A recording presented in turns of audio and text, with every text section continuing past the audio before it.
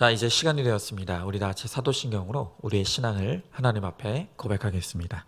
전능하사 천지를 만드신 하나님 아버지를 내가 믿사오며 그 외아들 우리 주 예수 그리스도를 믿사오니 이는 성령으로 잉태하사 동정녀 마리아에게 나시고 본디오 빌라도에게 고난을 받으사 십자가에 못 박혀 죽으시고 장사한 지 사흘 만에 죽은 자 가운데서 다시 살아나시며 하늘에 오르사 전능하신 하나님 우편에 앉아 계시다가 저리로서 산자와 죽은 자를 심판하러 오시리라. 성령을 믿사오며 거룩한 공예와 성도가 서로교토하는 것과 죄를 사하여 주시는 것과 몸이 다시 사는 것과 영원히 사는 것을 믿사옵나이다. 아멘. 자, 우리 함께 말씀 보도록 하겠습니다. 함께 볼 하나님의 말씀은 에베소서입니다. 에베소서 3장 14절부터 21절의 말씀입니다. 자, 내일 토요일 큐티 본문 말씀입니다. 에베소서 3장 14절부터 21절에 있는 말씀을 제가 봉독하겠습니다. 이러므로 내가 하늘과 땅에 있는 각 족속에게 이름을 주신 아버지 앞에 무릎을 꿇고 비노니 그의 영광의 풍성함을 따라 그의 성령으로 말미암아 너희 속사람을 능력으로 강건하게 하시오며 믿음으로 말미암아 그리스도께서 너희 마음에 계시게 하시옵고 너희가 사랑 가운데서 뿌리가 박히고 터가 굳어져 능히 모든 성도와 함께 지식에 넘치는 그리스도의 사랑을 알고 그 너비와 길이와 높이와 깊이가 어떠함을 깨달아 하나님의 모든 충만하신 것으로 너희에게 충만하게 하시기를 구하노라. 우리 가운데서 역사하시는 능력대로 우리가 구하거나 생각하는 모든 것에 더 넘치도록 능히 하실 이에게 교회 안에서와 그리스도 예수 안에서 영광이 되도록 영원 무궁하기를 원하노라. 아멘.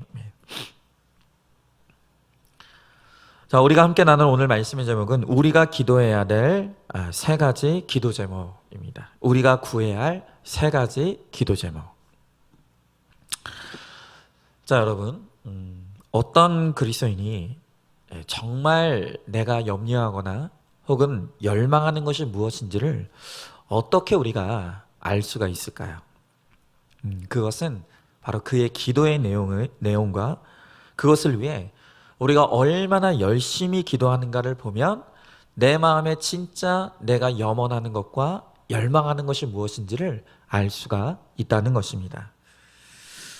결국 누구나 자신이 관심 있는 것에 대해서만 기도하게 되어 있습니다. 그래서 기도에 포함되어 있지 않은 것은 우리의 관심의 대상이 아니라는 의미죠. 그렇기 때문에 내가 무엇을 위해 기도하고 있는가, 그것을 보면 바로 거기에 나의 관심과 열망이 있다는 것을 알게 되는 것입니다. 자, 그러면 바울의 관심과 열망은 무엇이었을까? 그것은 바로 그가 세운 교회와 성도였습니다. 자, 오늘 말씀에 14절 15절의 말씀에 보니까 내가 하늘과 땅에 있는 각 족속을 위하여 이름을 주신 아버지 앞에 무릎을 꿇고 비노니라고 그가 기도를 시작하고 있습니다. 자, 그런데 여기서 이 하늘과 땅에 있는 족속이 누구를 가리키는 것일까요?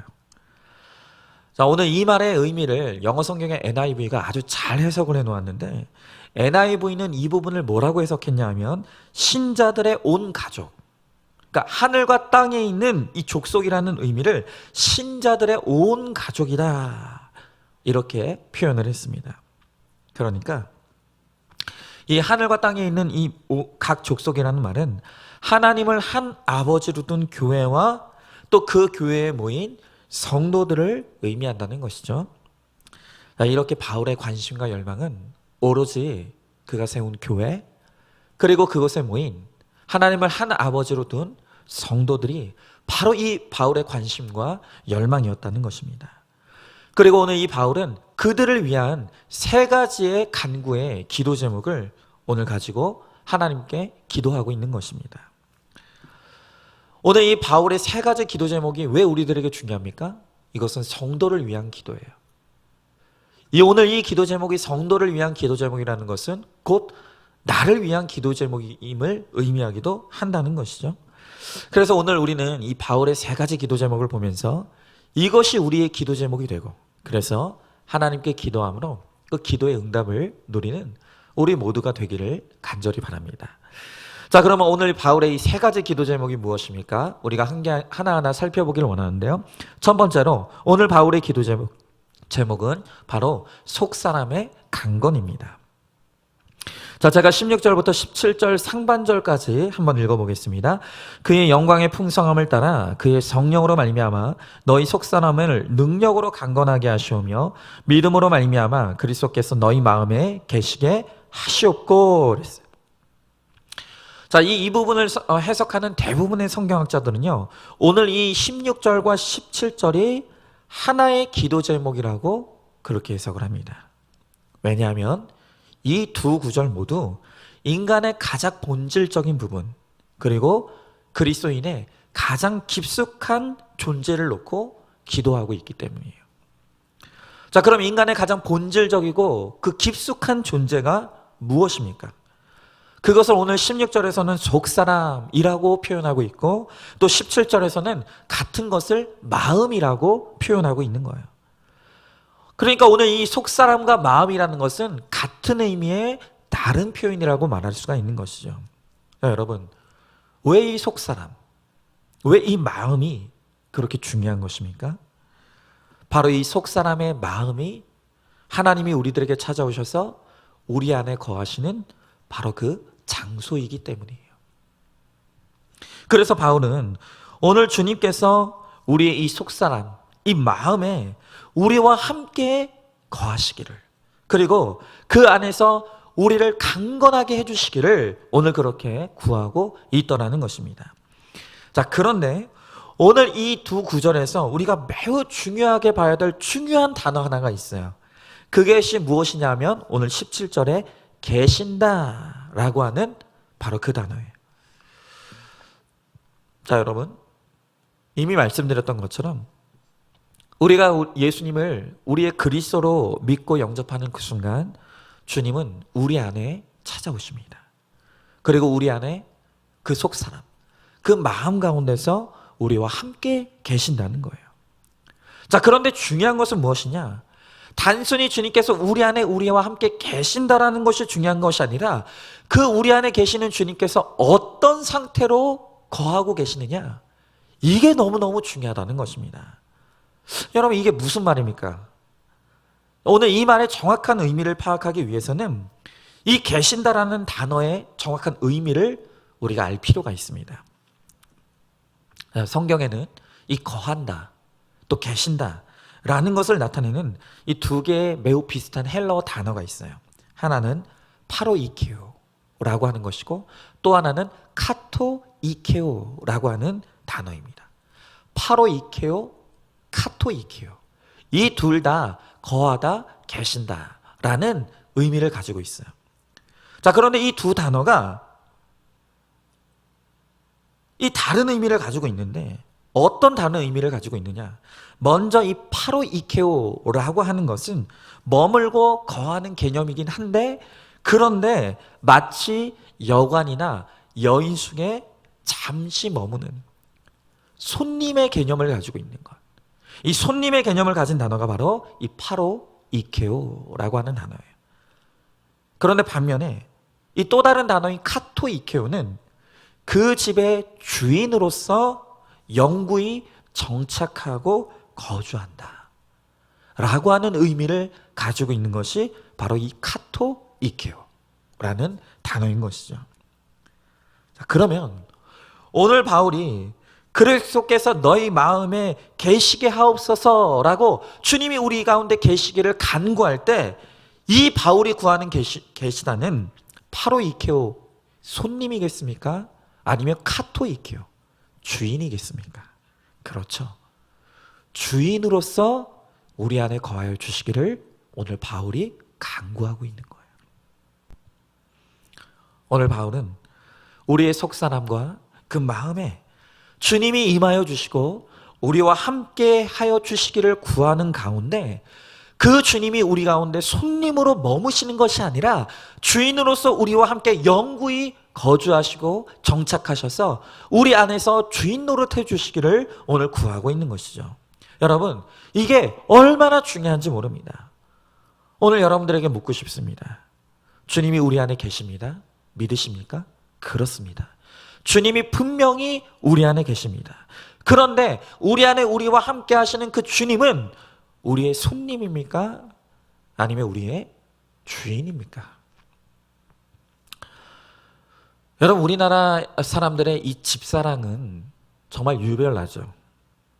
얼마나 이 집에 집착을 하는지 모릅니다.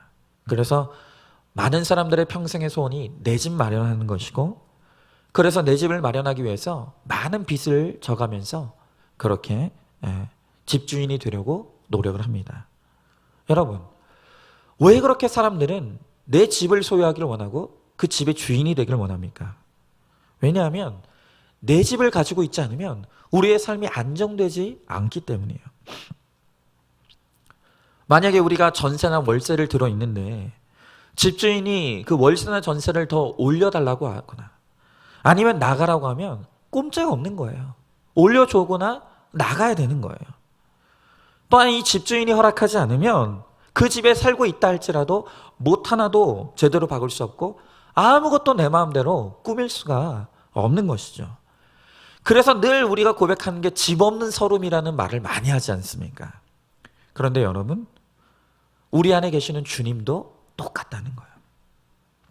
우리가 주님을 우리 안에 모시긴 하면서도 그 주님을 우리가 손님으로 모시고 계시면 그 주님께서 우리 안에서 어떤 일도 마음대로 하실 수가 없다는 거예요. 우리를 위해서 마음껏 일하실 수가 없는 거예요.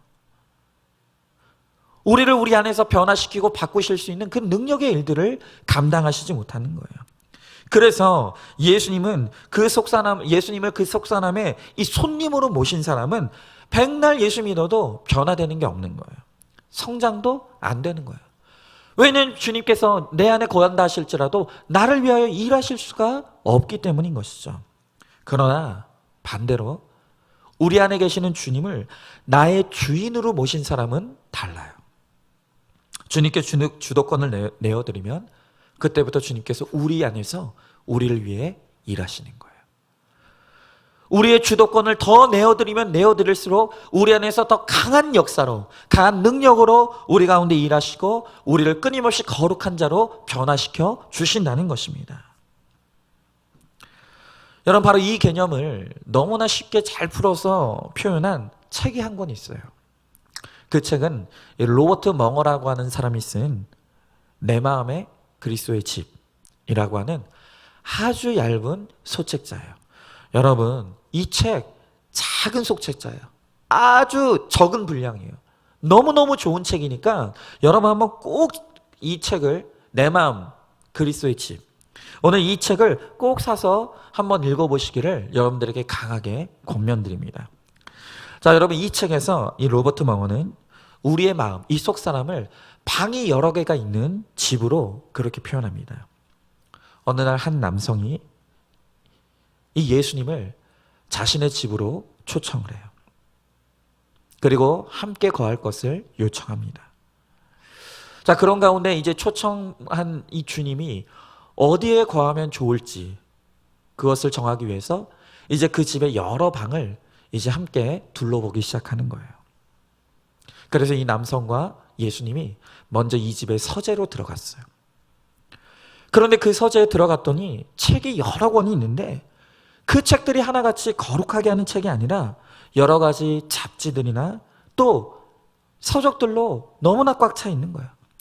심지어는 눈에 보기에도 너무나 나쁘고는 음란 서적들도 그 안에 너무 많은 거예요. 그래서 여기엔 도저히 주님이 거하시기에 적당한 곳이 아닌 것을 알게 돼요. 그래서 방을 옮겨 이번에는 주방으로 갔어요. 주방에 함께 앉아서 주님이 그 남성에게 물어요. 너는 어떤 음식을 주로 먹니? 네가 좋아하는 음식이 뭐니? 그러자 그는 대답하기를, 네 주님, 저는 돈과 학위와 증권 등이 저의 주 메뉴입니다. 그리고 저의 반찬은 명성과 행운입니다. 라고 대답하는 거예요. 오늘 그 주방에 놓여있는, 식탁에 놓여있는 음식들은 온갖 세상적인 음식들로만 가득 채워 있어요. 주님이 드실 만한 그 영의 양식이 거기에 없더라는 것입니다. 그래서 그것도 지나쳐가요. 다음에 이제 남성과 예수님이 이제 이 집의 거실로 갔어요. 이 거실에 가보니까 예수님께서 너무 그곳을 마음에 들어 하시는 거예요. 예수님이 거하시기에 너무너무 좋은 장소처럼 보여요. 그래서 이 두 사람이 약속을 합니다. 그것은 매일 아침마다 바로 여기서, 이 거실에서 함께 모이자고. 그리고 매일 아침마다 모여서 함께 대화하고 교제하자고 약속을 해요. 처음에는 예수님과 이 남성이 그곳에 매일 아침마다 모여서 너무나 감격스러운 시간을 보내는 거예요. 서로 조용한 그 시간에 대화하고 교제하고 은혜를 나누고. 근데 여러분, 시간이 지나기 시작하면서 점차 이 남성에게 너무나 바쁜 일들이 많아지는 거예요.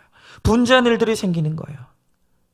그러면서 그곳에 주님과 만나는 시간이 점점 짧아지기 시작합니다. 그리고 나중에는 아예 만나지 못하는 날까지 길어지더니 마침내 이제 그 거실에는 주님 혼자만 남아 계시는 거예요.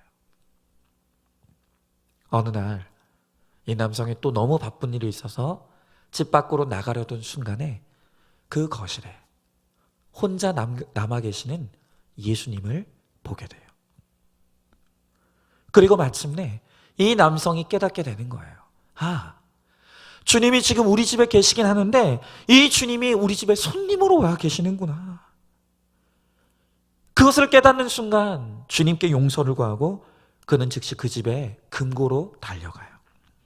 그리고 그 금고에 잘 보관하고 있던 집문서를 가지고 와 주님 앞에 내어놓습니다. 그리고 거기서 명의 이전을 하는 거예요. 그리고 주님께 간구하기를, 자, 이제부터 이 집의 주인이 예수님이 되어주세요. 저는 단지 이 집의 심부름꾼과 친구로서 이 집에 머물기를 원합니다.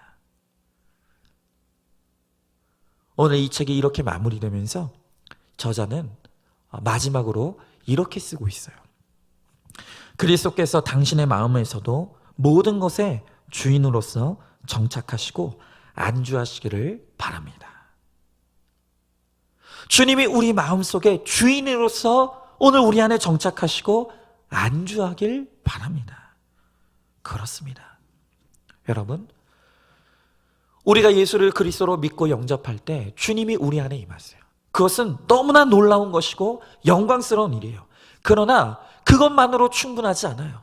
그 우리 안에 찾아오셔서 우리와 함께 하시는 그 주님이 지금 어떠한 신분으로 우리 안에 계시느냐, 그것이 너무너무 중요한 거예요. 여러분, 여러분에게 있어서 주님은, 우리 안에 계시는 그 주님은 우리의 손님입니까? 아니면 우리의 주인입니까?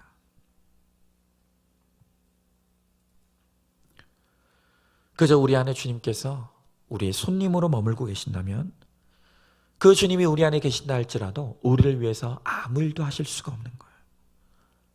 그럴 때 우리는 그리스도인이라 할지라도 어떤 변화도 어떤 능력도 경험하지 못하는 무기력한 인생이 될 수밖에 없다는 것입니다.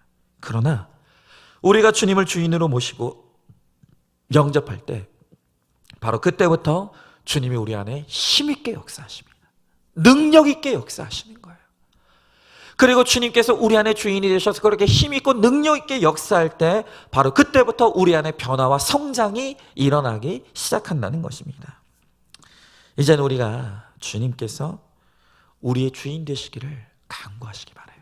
주님, 우리 안에 계시는 주님, 오늘 우리의 주인 되어 주시고 우리를 통치하여 주셔서 우리 안에 힘있게 역사하여 주시고, 그래서 날마다 우리의 삶이 변화되고 거룩한 하나님의 자녀가 될 수 있기를 하나님 앞에 간구하고 기도하는 저와 여러분 우리 모두가 되기를 소망합니다.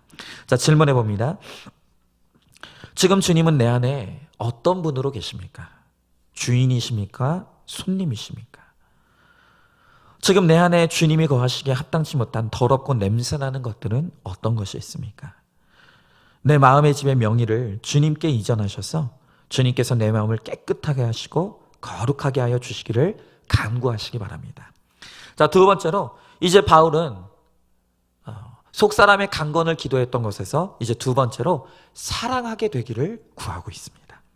자, 17절 하반절부터 18절의 말씀을 제가 한번 읽어보겠습니다. 너희가 사랑 가운데서 뿌리가 박히고 터가 굳어져서 능히 모든 성도와 함께 지식에 넘치는 그리스도의 사랑을 알고 라고 했습니다. 자, 우리는 방금 전에 바울이 우리 속사람의 강건하게 되기를 위해서 기도했어요. 그리고 그것을 위해서는 주님이 우리 안에 거하시되 주인으로 거하시기를 오늘 간구하고 있습니다. 바로 그 주님께서 우리 안에 주인으로 거하시고 우리를 위해서 역사하실 때 우리가 강건하게 된다는 거예요. 자, 그런데 오늘 바울은 그렇게 주님이 우리 안에 거하심으로 우리를 강건케 하실 때 특별히 어떤 부분에서 강건케 되기를 구하고 있습니까? 우리가 방금 읽은 구절에서 바울은 우리 성도의 강건함을 위해서 기도할 때 다른 어떤 부분보다 우리가 사랑에 있어서 우리의 마음이 사랑으로 강건하여지기를 위해서 오늘 이 바울이 기도하고 있더라는 것입니다. 여러분, 지금 우리 인생에 얼마나 많은 종류의 문제들이 있습니까? 그런데 결국 그 모든 문제의 뿌리로 들어가 보면 그 근원에는 이 사랑이 없는 것이 근본의 원인이라는 것입니다. 사랑이 메말랐기 때문에 우리 인생의 모든 문제가 일어난다는 거예요. 여러분, 우리가 흔히 사랑장이라고 부르는 고린도전서 13장을 우리가 보게 돼요. 그런데 이 고린도전서 13장을 보면 거기에 우리 인생의 모든 문제가 언급되어 있어요. 예를 들면 참지 못하는 것, 시기하는 것, 교만하는 것, 무례한 것, 성내는 것, 악함, 불의. 자, 그런데 바울은 이 고린도전서 13장에서 우리 안에 일어나는 많은 문제들에 대해서 언급하면서 이 모든 문제를 해결하는 한 가지 방법을 제시하고 있습니다. 그것은 무엇입니까? 사랑이라는 거예요. 바울은 말합니다. 사랑하면 오래 참게 된다는 거예요. 사랑은 겸손해요. 사랑은 온유하고, 사랑은 성내지 않고, 사랑은 불의를 기뻐하지 않게 된다는 거예요. 결국 성경은 사랑이 모든 문제를 해결하는 열쇠라고 우리들에게 가르쳐 주는 거예요. 그래서 바울은 주님께서 우리 안에 거하시고 우리를 강건하게 하시되 우리의 마음이, 우리의 속사람이 사랑으로 강건해지기를, 우리가 사랑하는 사람이 될 수 있게 해달라고 오늘 바울이 그것을 기도하고 있더라는 것입니다. 여러분, 며칠 전이었어요. 갑자기 제 아내가 카톡으로 한 신문사 기사를 링크해서 보내줬어요. 근데 그 링크를 열어보니까 중앙일보 기사예요. 근데 그 중앙일보 기사에 이제 102세가 된 연세대 철학과 명예교수님이신 이 김영석 교수님의 자녀 교육에 관한 대담의 기사가 거기에 실려 있었어요. 이 김영석 교수님은 102세예요. 그러니까 그분이 인생을 살면서 끊임없이 철학을 연구하면서 그 안에 쌓여진 얼마나 주옥 같은 지식들이 많겠습니까? 그리고 이분이 아주 신실한 크리스찬입니다. 그래서 이분이 자녀 교육에 대해서 뭘 말씀하시는지를 제 아내가 기사로 읽고 저에게 보내준 거예요. 그래서 저도 눈여겨보게 되었어요. 이 기사를 보는데 이 김영석 교수님에게 이제 기자가 묻는 거예요. 많은 사람들이 자녀 교육을 너무너무 힘들어합니다. 이 자녀 교육의 핵심이 무엇입니까? 어떻게 하면 자녀 교육을 잘할 수 있습니까? 그런데 이 질문에 대한 김영석 교수님의 대답이 무엇이냐면 사랑을 이야기하는 거예요. 부모가 자녀를 정말로 사랑하고 있는지를 묻는 데서부터 이 자녀 교육이 시작된다는 거예요. 여러분, 자식을 사랑하지 않는 부모가 있습니까? 아니요, 없어요. 자식을 사랑하느냐고 부모에게 묻는다면 모든 부모는 그렇다고 대답할 거예요. 그러나 이 김영석 교수님은 다른 차원에서 오늘 이 문제를 설명하고 있어요. 여러분, 제가 이 기사의 내용을 읽어볼 테니까 한번 잘 들어보세요. 자, 제가 읽어보겠습니다. 우리가 누군가를 사랑할 때 무엇을 사랑하는 겁니까? 그 사람의 돈인가요? 아니면 명예인가요? 마찬가지로 부모가 자식을 사랑한다고 할 때 자식의 무엇을 사랑하는 겁니까? 아이의 성적입니까? 아니면 재능입니까? 여기에 대답해 본 적이 있습니까? 바로 이것을 생각해 봐야 합니다. 여러분, 제가 이 기사를 읽는데 뭔가 머리를 한 대 탁 맞는 것 같았어요. 모든 부분을 자식을 사랑한다고 해요. 근데 여러분, 우리가 자식을 사랑한다고 할 때 우리 스스로에게 솔직하게 물어야 할 것이 있다는 거예요. 그건 뭐냐? 나는 자식의, 우리의 자녀들의 뭘 사랑하고 있는가? 무엇을 사랑하고 있는가? 이것을 진지하게 물어야 된다는 거예요. 여러분, 어떤 사람들은 자식을 사랑하되 나의 한을 풀어줄 그러한 대상으로서 자녀를 사랑하는 사람들이 있어요. 그리고 또 어떤 사람들은 내 말을 잘 듣고 순종하는 바로 그런 나의 소유물로서 자녀를 사랑하기도 한다는 거예요. 여러분, 그러나 그건 사랑이 아니에요. 그냥 그 조건을 충족해주는 그냥 그런 도구일 뿐이라는 거예요. 여러분, 그러한 조건적인 사랑은 그 조건이 충족되지 못하면 식어버리거나 아니면 기대했던 만큼 그 기대가 충족되지 못함으로 말미암아 더 큰 미움으로 변화될 수 있는 너무너무 위험하고 왜곡된 그런 사랑이라는 것입니다. 저는 이 기사를 읽으면서 자녀의 무엇을 사랑하는가 라고 하는 이 질문을 저 자신에게 물어봤어요. 나는 내 자식이 무엇을 사랑하고 있는가? 근데 저는 가만히 보니까 저는 제 자녀의 저를 닮은 것을 사랑하고 있더라고요. 저는 저를 닮은 것을 사랑해요. 여러분, 이게 참 이상하죠. 어떤 분들은요, 내 자녀가 나를 닮은 게 너무너무 싫어서 그 자녀를 미워하시는 분들도 있어요. 근데 저는 반대로 내 자녀가 나를 닮은 것을 그것 때문에 사랑하고 있더라고요. 여러분, 제가 늘 고백하지만 저는 제 두 아이 중에 제 첫째 아들을 참 좋아합니다. 근데 왜 이 자녀를 제가 좋아하는 줄 아십니까? 이 자녀가, 이 첫째 아들이 저를 많이 닮았어요. 저는 그 아이가 저를 닮은 게 그렇게 신기하고 유대감이 생기고 뭔가 그냥 좋아요. 생김새도 저를 닮았고 성격도 저를 닮았고 심지어 식성도 제가 좋아하는 것을 참 그렇게 어쩌면 그렇게 꼭 제가 좋아하는 것을 좋아하는지 몰라요. 근데 그게 그렇게 사랑을 불러일으키더라고요. 근데 여기에 문제가 있어요. 뭐냐? 저를 닮은 것이 조건이 되어 첫째 아들을 사랑하는 그 똑같은 조건 때문에 제가 저의 둘째 아들을 제 첫째만큼 사랑하지 못하는 거예요. 여러분, 제 둘째 아들은요, 도대체가 저를 닮은 구석이 하나도 없어요. 외모도 안 닮았어요. 성격도 안 닮았어요. 식성도 꼭 제가 안 좋아하는 것만 좋아하고 제가 좋아하는 거는 안 좋아해요. 그래서 저도 모르게 자꾸 제 둘째를 보면서 저도 모르게 늘 반복해서 하는 말이 있어요. 그게 뭐냐면 쟤는 도대체 누구 닮았는지 몰라. 쟤는 도대체 누구 닮은 거야. 저는 이거에 대해서 심각하게 생각해 본 적이 없었어요.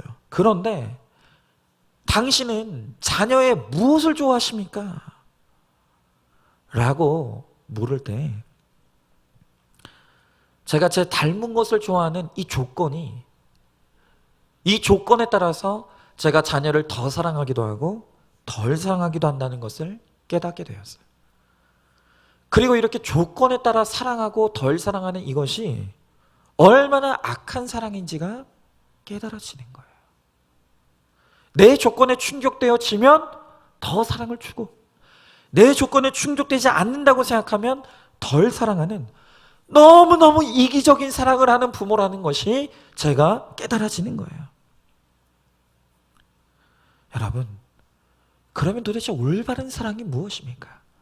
우리가 어떻게 하면 올바른 사랑을 할 수 있겠습니까? 바울은 오늘 이 문제에 대해서 대답하기를 우리가 올바른 사랑, 온전한 사랑을 할 수 있게 되기 위해서는 그리스도의 사랑을 알아야 된다는 것을 오늘 우리들에게 가르쳐주고 있는 거예요. 여러분, 그리스도께서 우리를 어떻게 사랑하셨습니까? 그리스도께서 어떠한 사랑으로 우리를 사랑하셨는지를 아는 것, 그것이 너무너무 중요하고 바로 그 그리스도의 사랑을 구하라고 오늘 바울 사도는 우리들에게 그렇게 말하고 있는 거예요. 여러분, 그럼 그리스도께서 우리를 어떻게 사랑하셨습니까? 여러분, 그리스도의 사랑은 무조건적인 사랑이에요. 어떤 그 사람의 능력이나 조건에 따라서 사랑하기도 하고 안 사랑하기도 하는 그런 조건적인 사랑이 아니라 무조건적인 사랑이었다. 그냥 그 영혼을 존재 자체로 사랑하시는 것이 바로 예수님의 사랑이에요. 그래서 주님의 사랑은 공평해요. 일관돼요. 주님은 편애하지 않으십니다. 오히려 더 연약하고 더 악한 자를 더 깊이 끌어안는 사랑이 바로 예수님의 사랑이라는 거예요. 여러분, 우리는 이 그리스도 예수의 사랑 앞에서 우리가 얼마나 잘못된 사랑을 하고 있고 삐뚤어진 사랑을 하고 있는지, 그리고 우리가 얼마나 편애로 우리의 자녀들을 상처 주고 있는지를 깨달아야 돼요. 그리고 우리의 이러한 왜곡되고 악한 사랑을 회개해야 됩니다. 무엇보다 우리는 예수님께서 우리들에게 보여주신 그 사랑 앞에서 우리는 예수님처럼 사랑할 능력이 없는 자라는 것을, 우리는 그러한 사랑을 할 수도 지을 수도 만들 수도 없는 자라는 것을 우리는 온전하게 고백하면서 이 예수님의 사랑을 우리들에게 달라고, 우리의 속사람을 강건하게 하시는 그 주님께서 그 주님의 마음, 주님의 사랑으로 우리 안을 채워주시기를 위해서 우리는 기도해야 되는 거예요. 바로 그 사랑으로 우리가 우리의 가정을 사랑하고 또 우리의 교회를 사랑하고 또 우리의 지체들을 사랑하게 될 때 바로 그 사랑 가운데 구원의 역사가 일어나게 된다는 것입니다.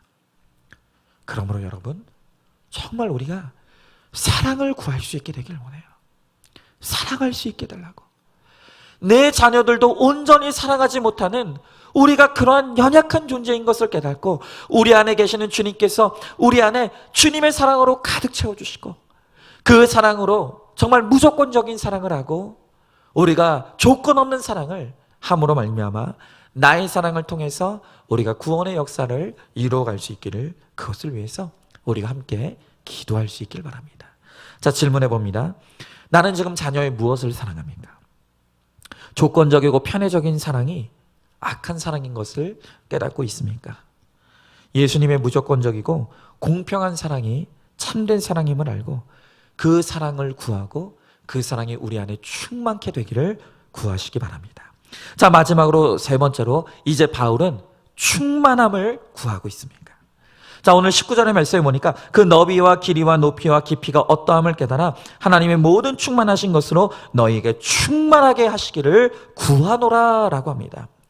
자, 이제 바울은 오늘 이 성도들 위해서 기도할 때 먼저 오늘 이 성도들이 정말로 하나님 은혜 안에서 자라나게 되기를 구한다 그랬어요.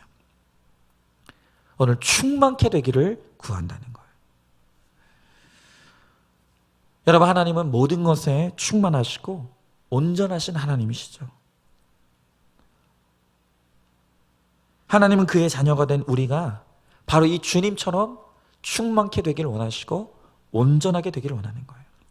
여러분, 특별히 주님은 우리가 모든 것에 충만하되 우리가 거룩에 충만케 되기를 원하신다고 말씀하세요. 그래서 레위기에 보니까 하나님은 오늘 출애굽한 이스라엘 백성들을 향해서 내가 거룩하니 너희도 거룩할지어다 라고 말씀하시는 거예요. 하나님은 거룩함으로 충만하신 분이세요. 그리고 이제 하나님의 자녀된 그 백성들도 하나님의 거룩함으로 충만함을 본받아서 그렇게 거룩한 자가 되기를 원하신다는 거예요. 여러분, 왜 하나님은 우리가 거룩하게 되기를 원하십니까?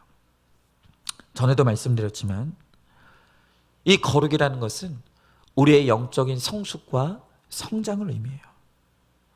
우리가 거룩한 자로 성숙하지 못하고 성장하지 못하면 우리는 책임지는 인생이 될 수가 없는 것이에요. 여러분, 미성숙한 어린아이의 특징이 무엇입니까? 어린아이들은 책임질 능력이 없어요. 어리면 어릴수록 그 범위가, 책임지는 범위가 좁아요. 그래서 갓 태어난 이 갓난아기들은요, 자기 자신조차도 온전하게 책임지지 못합니다. 그러나 우리가 성장하게 되고 그리고 그 성장에 따라서 성숙하고 능력이 생기면 생길수록 우리 인생에 책임질 수 있는 범위가 점점점 넓어지는 거예요. 그래서 우리가 성장하고 성숙하게 될 때 나 자신을 책임지게 돼요. 그리고 그 능력이 더 늘어나면 가정을 책임지게 됩니다. 더 능력이 늘어나면 기업을 책임지는 사람이 될 수도 있어요. 그리고 더 능력이 뛰어나게 되면 몇천 명, 몇만 명, 몇억 명을 살릴 수 있는 이 국가를 책임지는 그러한 사람이 될 수도 있다는 것입니다. 마찬가지. 우리가 날마다 거룩함으로 성장하고 성숙하게 될 때 바로 우리가 더 많은 사람들의 구원을 책임질 수 있는 능력의 사람이 될 수가 있다는 거예요. 여러분, 나의 거룩 딱 그 수준만큼 나의 구원될 수 있는 책임의 범위도 결정되는 거예요. 우리가 거룩함으로 성장하고 성숙하지 못하면 나 자신의 구원조차도 우리가 책임질 수 없어요. 그러나 우리가 날마다 말씀 충만, 성령 충만으로 거룩한 하나님의 사람으로 날마다 성장하고 성숙하게 될 때 우리의 성장함과 성숙함을 통해서 우리가 점점 나의 구원을 책임지는 인생에서 넘어서서 우리의 가정의 구원을 책임질 수 있고 오늘 교회의 구원을 책임질 수 있고 그리고 이 나라 민족의 구원을 책임지는 그러한 능력 있는 그리스도인으로 우리가 살아갈 수가 있게 된다는 거예요. 그러므로 우리는 충만케 되기를, 특별히 우리가 이 충만함을 위해서 놓고 기도할 때 하나님 우리가 거룩한 자로 충만케 되게 하시옵소서. 온전히 거룩한 자로 충만케 되기를 위해서 우리가 간절히 하나님 앞에 기도해야 된다는 것입니다. 이제 결론적으로 오늘 본문의 20절, 21절 말씀을 읽어보도록 하겠습니다. 우리 가운데서 역사하시는 능력대로 우리가 구하거나 생각하는 모든 것에 더 넘치도록 능히 하실 이에게 교회 안에서와 그리스도 예수 안에서 영광이 되도록 영원 무궁하기를 원하노라. 아멘. 여러분, 우리가 기도해야 합니다. 그러나 기도하되 우리가 반드시 가져야 될 확신이 있어요. 그것은 무엇이냐면 바로 내 기도를 하나님께서 듣고 계신다는 것, 그리고 내 기도에 하나님께서 반드시 응답하신다는 것을 우리가 확신해야 된다는 것입니다. 자, 오늘 바울은 세 가지를 놓고 기도한다 그랬어요. 첫 번째로는 우리 속사람의 강건함, 그리고 두 번째로는 우리 속사람의 주의 사랑으로 가득하게 되기를, 그리고 우리가 거룩함에 충만한데 이르게 되기를 위해서 기도한다 그랬어요. 그러나 바울은 이 세 가지를 놓고 기도할 때 오늘 그가 고백하기를 오늘 능히 응답하시는 주님이라고 하십니다. 뿐만 아니라 더 넘치도록 능하게 응답하시는 하나님이라는 거예요. 여러분, 그렇습니다. 우리가 기도할 때 주님은 우리 기도를 들으십니다. 그리고 우리가 주님의 뜻대로 기도하게 될 때 주님은 그 기도에 역사하시고 역사하실 뿐만 아니라 더 넘치도록 능하게 응답하시는 역사로서 우리의 기도를 사용해 주신다는 것입니다. 여러분, 우리가 바로 이 확신을 가지고 주님께서 내가 기도하는 그 기도를 듣고 계시고 또한 내 기도에 역사하실 뿐만이 아니라 더 넘치고 능하도록 하나님께서 우리의 기도에 응답하신다는 것을 우리가 믿고 기도할 때 바로 우리의 기도를 통해서 주님의 역사가 일어나게 된다는 것입니다. 그러므로 우리는 기도하되 하나님이 기뻐하시는 뜻대로 우리 속사람의 강건함과 또한 우리 안에 그리스도의 사랑으로 가득하게 되기를, 그리고 우리가 거룩한 온전한 거룩의 사람으로 충만케 되기를 간구하고 기도함으로 오늘 우리를 통해서 정말로 이 기도를 응답해 주시고 그뿐만이 아니라 더 넘치게 능하도록 응답해 주시는 그 하나님의 기도의 응답을 누리는 저와 여러분 우리 모두가 될 수 있기를 주님의 이름으로 축원합니다. 자, 한번 기도하겠습니다.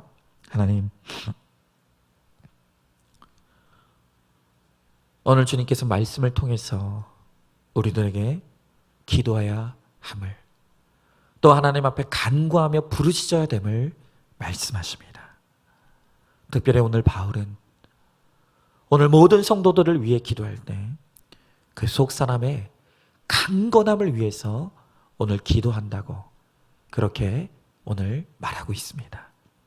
하나님, 오늘 우리 안에 거하셔서 우리를 강건케 하시는 그 주님의 역사를 우리가 누리기를 원하지만 여전히 많은 사람들이 내 안에 계시는 주님을 그저 손님 취급하고 그저 그냥 우리 안에 가만히 계셔 주시기만을 바라면서 어떤 능력도 기대할 수 없는 하나님, 그러한 그리스도인의 모습을 봅니다.